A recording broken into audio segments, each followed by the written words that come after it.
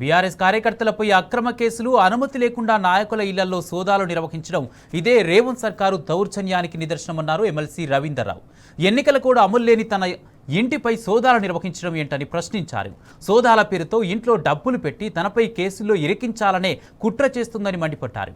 జూబ్లీహిల్స్ ఉప ఎన్నికల్లో కాంగ్రెస్ ఓడిపోతుందనే భయంతోనే కుట్రలు చేస్తుందని ఆగ్రహం వ్యక్తం చేశారు.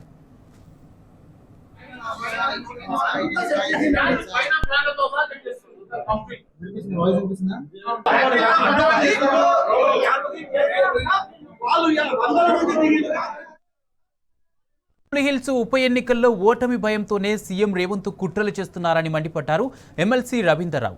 గత 2 రోజులుగా బీఆర్ఎస్ కార్యకర్తలను అక్రమ అరెస్టులు, బీఆర్ఎస్ నాయకుల ఇంట్లో సోదాలు నిర్వహించాలని ఫైర్ అయ్యారు. ఎన్నికల కోడ్ పరిధిలో లేని కూకట్పల్లిలోని తన ఇంటిపై రైడ్ చేయడం ఎన్నికల నియమావళిని ఉల్లంఘించడమే అని ఆగ్రహం వ్యక్తం చేశారు. అనుమతి లేకుండా కూకట్పల్లిలోని తన ఇంట్లో సోదాలు ఎలా చేస్తారని ప్రశ్నించారు. దీనిపై చట్టపరంగా చర్యలు చేపడతామని హెచ్చరించారు.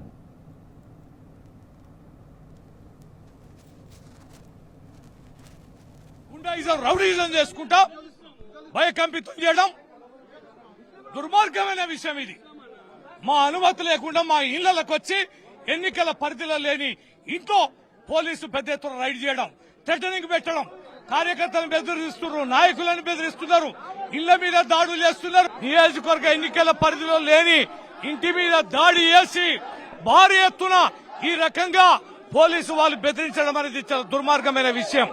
ఇది ప్రజాస్వామ్యవాదులారా, ఇది ఎన్నిక కాదు, ఇది గుండాల రాజ్యం. రేవంత్ రెడ్డి చేస్తున్న కుట్రల కుతంత్రాలు ఏది ఏమైనా ఇది చాలా తీవ్ర పరిణామం. ఇది ఏ రకంగా దారి ఇస్తుందంటే మా ఏజెంట్లు కూడా ఉండొద్దు, మేము ఈ నియోజకవర్గాల్లో పార్టీ కార్యకర్తలు ఉండొద్దు. ఇది రిగ్గింగ్ చేసుకోవడానికి బహిరంగంగా బరితెగిస్తున్న ముఖ్యమంత్రి రేవంత్ రెడ్డి ప్రక్రియ. దీన్ని ఖచ్చితంగా తీవ్రంగా ఖండించాలి. ఎక్కడ ఉన్న రాష్ట్ర వ్యాప్తంగా బీఆర్ఎస్ పార్టీ కార్యకర్తలకి, ప్రజాస్వామ్యవాదులకి అందరికీ విజ్ఞప్తి చేస్తున్నాం. అయ్యా, ఈ వీరు చేస్తున్న దౌర్జన్యానికి నిదర్శనం. ఇది నా ఒక్కరికి జరగటాలే. నియోజకవర్గాల బూత్ కమిటీ కన్వీనర్లు, ఏజెంట్లు, కార్యకర్తలు అందరినీ బెదిరిస్తున్నారు, పోలీసు రాజ్యాన్ని వాడుతున్నారు. పోలీసులు అయితే బరిదెగించి ఒంటి చేత్తోటి ప్రతి ఒక్క మనిషిని ఇళ్లకు పోయి భార్య పిల్లల్ని బెదిరిస్తున్నారు. దీన్ని చాలా తీవ్రంగా ఖండించాల్సిందిగా విజ్ఞప్తి చేస్తున్నాం. ఈ దౌర్జన్యాన్ని ఖండించాలి, ఎలక్షన్ కమిషన్ స్పందించాలి, తక్షణమే ఈ అధికారులని సస్పెండ్ చేయాల్సిందిగా విజ్ఞప్తి చేస్తున్నాం. ఆ డబ్బులు పెడదామని వచ్చిన వాళ్ళు ఇక్కడ డబ్బులు దొరకలే, కానీ మాకు వెంటనే తెలిసి ఉరుకొచ్చినాం. మేమందరం అప్రమత్తమై వీడియోలు తీయడం అనేది జరిగింది.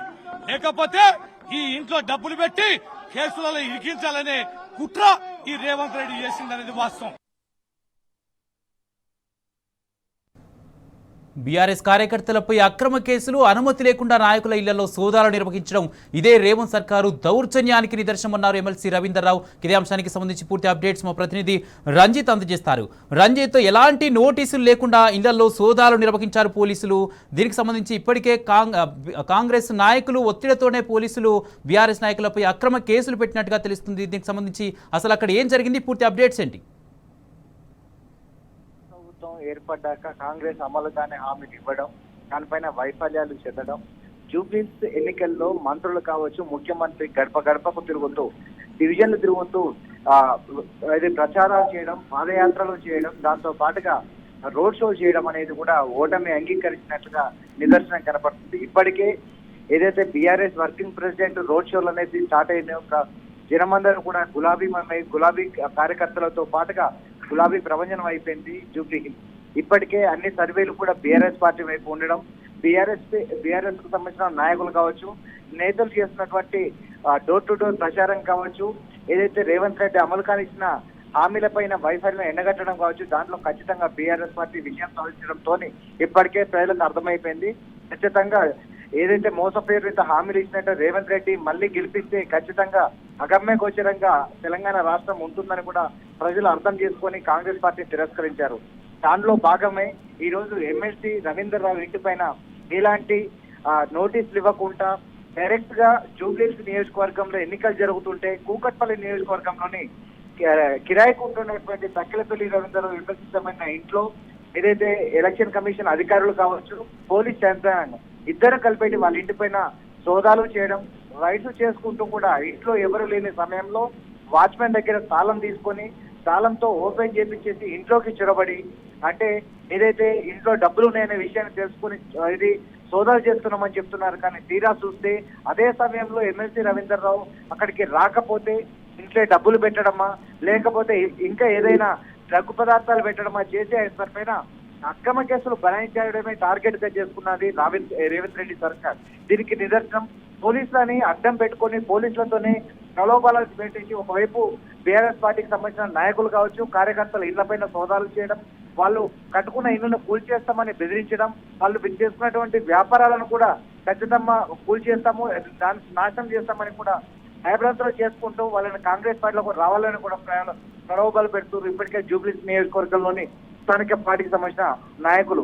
దీంతో చూసుకున్నట్లయితే ఉదయం నుంచి దాదాపు 3 గంటల వరకు సోదాలు చేస్తే ఎలాంటి సోదాలలో ఏమి దొరకపోవడంతో ఏమి చెప్పకుండా ఇంట్లో నుంచి వెళ్ళిపోతున్న వాళ్ళని బీఆర్ఎస్ పార్టీకి సంబంధించినటువంటి ఆ ఇంటి ఓనర్ అయినటువంటి మాది జనార్దన్ రెడ్డి, మాజీ ఎమ్మెల్యే, నా ఇంట్లోకి ఏ పర్మిషన్ తో వచ్చారు, ఏ విధంగా సోదాలు చేశారు, నాకు వివరణ కావాలి, లేకపోతే ఖచ్చితంగా దాని మీద మేము ఊరుకోము, ఫిర్యాదు చేస్తామని అనడంతోనే ఒకవైపు ఎలక్షన్ కమిషన్ అధికారులు కూర్చొని రాతపూర్వకంగా కూడా పంచనామా రాసి ఇంట్లోకి సోదాలు చేశాము, ఏమీ దొరకలేదని కూడా ఒక పత్రాన్ని కూడా ఇచ్చిన సందర్భం అనేది కూడా కనబడుతుంది.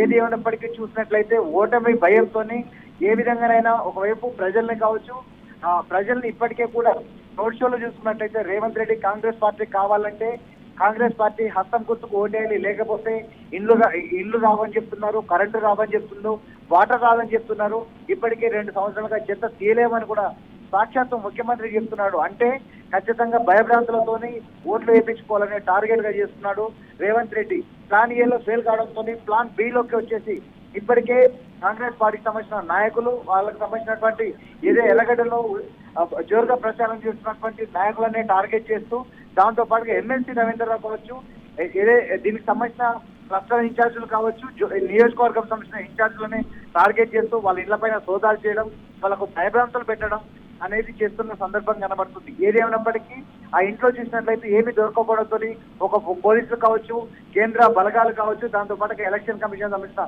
అధికారులందరూ కూడా ఏమి సమాధానం చెప్పకుండా వెళ్ళిపోయారు. ఇప్పటికే టీ న్యూస్ ప్రతినిధులు వెళ్ళేసి ఏం దొరికింది, మీరు ఏ విధంగా వచ్చారు, ఏం నోటీస్ ఇచ్చారంటే ఏమి చెప్పకుండా ఏం దొరకలేదని సైలెంట్ గా ఆన్సర్ చెప్పకుండా కూడా వెళ్ళి కారెక్కి వెళ్ళిపోయిన పరిస్థితులు అనేవి కూడా కనబడుతున్నాయి.